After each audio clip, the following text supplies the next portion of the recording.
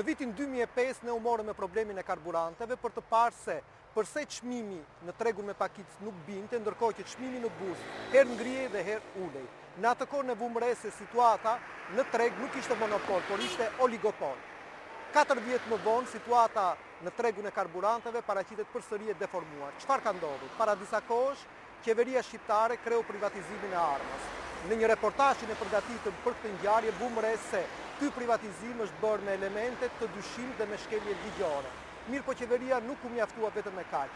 Disa kohë më parë u miratoi një vendim të Këshillit të Ministrave, i cili jep të drejtë që të shes vetëm kompania Armo naftën D2, e cila sipas vendimit të kësaj qeverie në vitin 2009, pra në janar të vitit 2009, duhet të hiqej nga përdorimi ose nga qarkullimi. Çfarë fshihet pas gjithë kësaj afere? Për gjitha këto më ndiqni. Në vitin 2005, pra tregu i karburanteve në Shqipëri ishte i zotëruar jo nga monopolet, por nga oligopolet. Në atë kohë, në reportazhin që patëm përgatitur, ne vinim në dukje se megjithse çmimet e shitjes me pakicë në pika të ndryshme karburanti kanë filluar që të lëvizin, pra kanë filluar që të kenë një diferencë shumë të vogël, prapse çmimi i karburanteve në Shqipëri vazhdon të jetë shumë i lartë, shumë herë më i lartë sa i vendeve të tjera të rajonit. Dhe kjo me sa duket ka ardhur për shkak se në Shqipëri kemi situatë monopol. Dhe zoti Zef Preçi, ish ministri i energjetikës dhe ish kryetari i autoritetit të konkurrencës, thoshte: Në thelb tregu është i hapur, por nuk është i lirë. Domethënë ka elemente të cilat të çojnë në ngrirje të tregu apo në ndarje të tregut me operatorëve dhe në dëm të konsumatorit.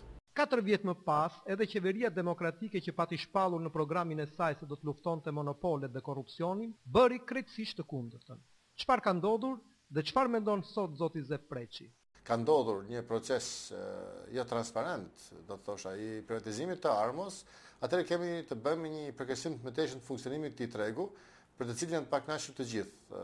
Për ashtu qeverinë, konsumatorët janë të pakënaqur, operatorët ekonomikë shitet me shumicë janë të pakënaqur, natyrisht nga këndvështrimi i interesave të tyre, dhe të pakënaqur janë dhe palëtierët të interesuara, operatorët e pakicës e tjerë. Pra kemi të bëjmë një situatë ku tregu përgjithsisht nuk vetë rregullohet, por elementet të ndërhyrjes e kanë deformuar në dëm të konsumatorit qytetarit. Pra, me privatizimin e kompanisë shtetërore Armo, qeveria shqiptare jo vetëm që e thelloi monopolin, por po favorizon në mënyrë të hapur vetëm një kompani, Taçi Oil. Këto ditë media dhe opinioni është përfshirë veç të tjerash edhe nga një debat i gjerë për atë që mund të quhet me emrin debati për naftën D2. Ky debat nuk mund të kuptohet pa parë edhe një herë se çfarë ndodhi me privatizimin e Armos, kompanisë shtetërore të rafinimit dhe shitjes së naftës dhe nën produkteve të saj. Në një debat televiziv zhvilluar para disa kohësh, gazetari i njohur Andrea Stefani i thot zotit Genco Ruli se privatizimi i Armos u bë për të favorizuar një kompani të vetme. Ndiqni këtë debat. Me të drejtë juve, ministër, thoni që ja keni thënë.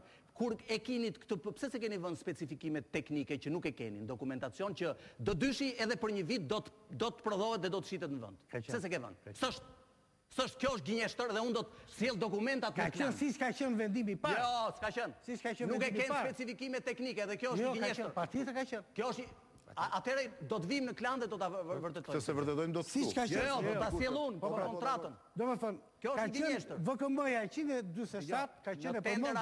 Në tendera flitet me letra, me dokumenta. Ju si keni bërë. Dhe sa kohë që nuk është specifikime teknike tenderit, ajo nuk është e ditur për pjesëmarrësin në tender. Ka sa u lodhe këtu.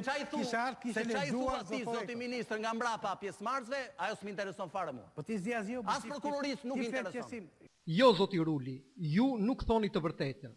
Këto janë specifikimet e tenderit. Kjo është lista e kuadrit ligjor. Këtu përmendet VKM-ja 147 e 21 marsit 2007 dhe më pas specifikohet. Pra, në këtë listë me specifikime zoti Ruli nuk gjendet VKM-ja e 30 korrikut 2008 që lejonte të tregtohej nafta D2 në tregun shqiptar. Zoti Stefani ju pyet pse kjo VKM, pra ajo që e lejon tregtimin e naftës D2 në treg, nuk është përfshirë në listën e specifikimeve. Ju thoni është përfshirë, jo zoti Ruli, nuk është përfshirë dhe ju për fat keq gënjeni. Shikojini edhe një herë vetë specifikimet e tenderit për privatizimin e Armos.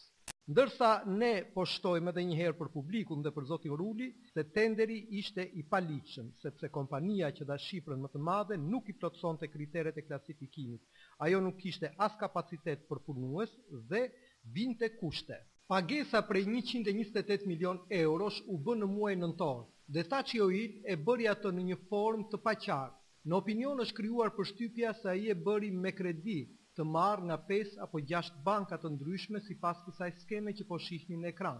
Është krijuar përshtypja se kompania që dha shifrën më të madhe nuk e kishte këtë sasi parash, por e siguroi atë me kredi të ndryshme.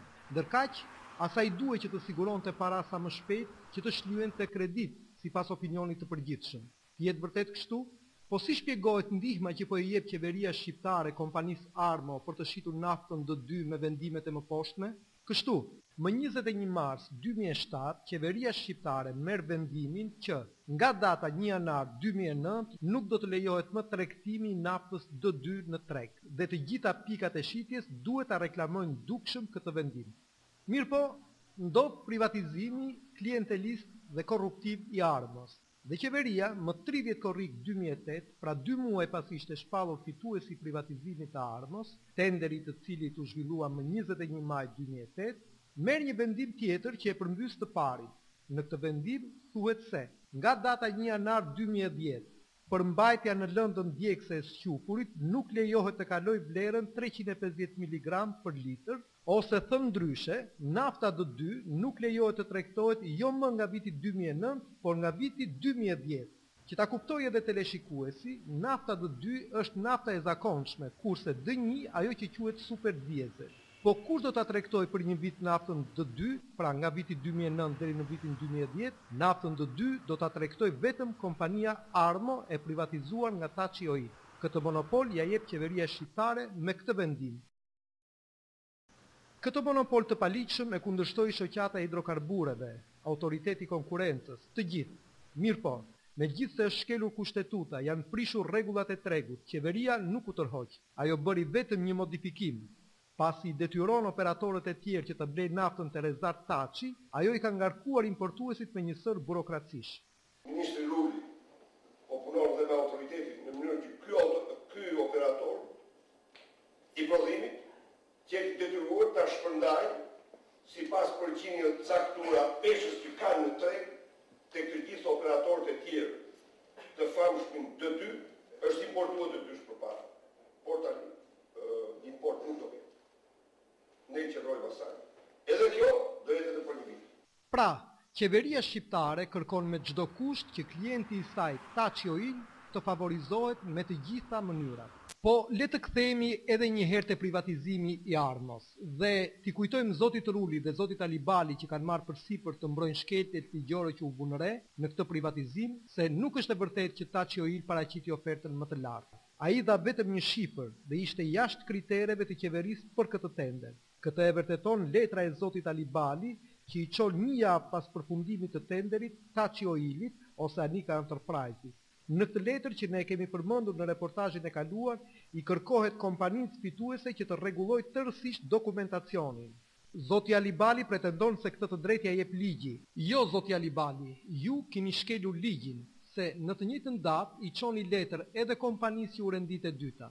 Mirëpo, si shihet edhe këtu, ju i kërkoni asaj sqarime rutinë, kurse Taçi Oilit i thoni që të heq dorë nga kushtet, pra të rregullojë dokumentacionin. Verifikojeni ju lutem këto dy letra. Prokuroria po heton pas kallëzimit penal që bëri kompania që u shpall e dyta. Shoqata e hidrokarbureve po proteston, ndërsa historitë e korrupsionit në Shqipëri sa vinë e shtohen. Me sa duket qeveria shqiptare është e vendosur që t'i shkojë deri në fund shkeljeve ligjore që u vënë re në privatizimin e kompanisë Armo.